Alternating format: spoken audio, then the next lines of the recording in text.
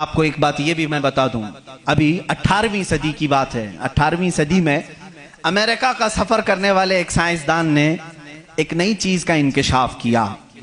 Atlantic ocean میں یا سمندر کے ایک حصے میں ایک ایسی جگہ ہے جو بالکل ہی ڈارک ہے، ڈارک سپیس اس کو کہتے ہیں، یعنی وہاں روشنی بالکل نہیں، سورج کی ایک کرن بھی وہاں نہیں آتی، اتنا وہاں پر اتنی وہاں تاریکی ہے۔ یہ کب؟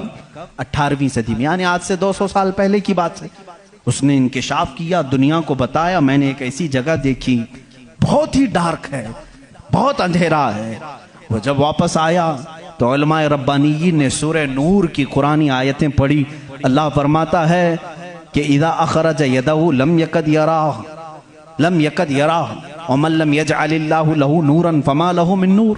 اللہ فرماتا ہے ہم نے کائنات میں ایک ایسی جگہ رکھی ہے کہ اس پہ اندھیریوں پر اندھیریاں ہیں، اگر تم ہاتھ بھی نکالو گے تو ہاتھ بھی نظر نہیں آئے گا، ہاتھ بھی نظر نہیں آئے گا۔ یہ کہاں کا؟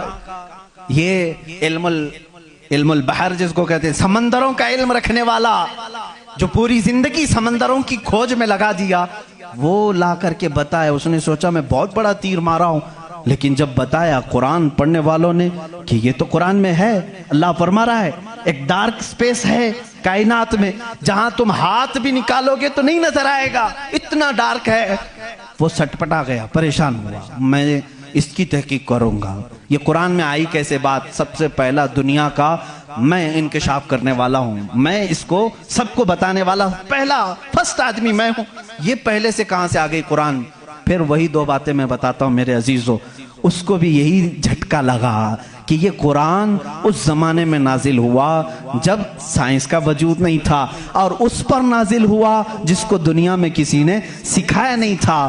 بعد میں پھر اس نے یہ سوچا شاید ہو سکتا ہے پروفیٹ محمد صلی اللہ علیہ وسلم سمندروں کا سفر بہت کرتے ہوں گے، ان کے سمندروں کے سفر میں شاید کبھی یہ جگہ آ گئی ہوگی، اس لیے انہوں نے اپنے من سے قرآن میں یہ لکھ دیا ہوگا۔ اس نے یہ نتیجہ نکالا، لیکن دوسرے ہی دن اسے پھر بڑا جھٹکا یہ لگا کہ جب سیرت مصطفیٰ پڑھا اس نے، اللہ اکبر، حضور کی 63 سالہ زندگی میں آپ نے ایک مرتبہ بھی سمندر کا سفر کیا ہی نہیں۔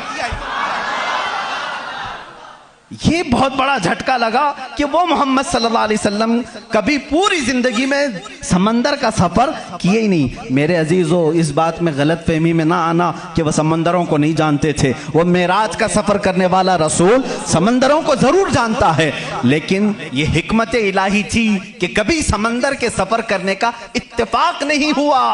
اب اسے جھٹکے پر جھٹکا یہ لگا جو کبھی سمندر کو گیا ہی نہیں، وہ اگر اٹلانٹک اوشین میں موجود ڈارک سپیس کو بتاتا ہے تو ضرور وہ اپنے پیٹ سے نہیں بتا رہا ہے، وہی اس کو بتایا ہوگا جس نے ڈارک سپیس بنایا ہے۔ یہی اللہ رب العزت کے وحدانیت کی نشانیاں ہیں، اس کے وجود کی نشانیاں ہیں۔ قرآن پڑھو، اس میں بہت ساری چیزیں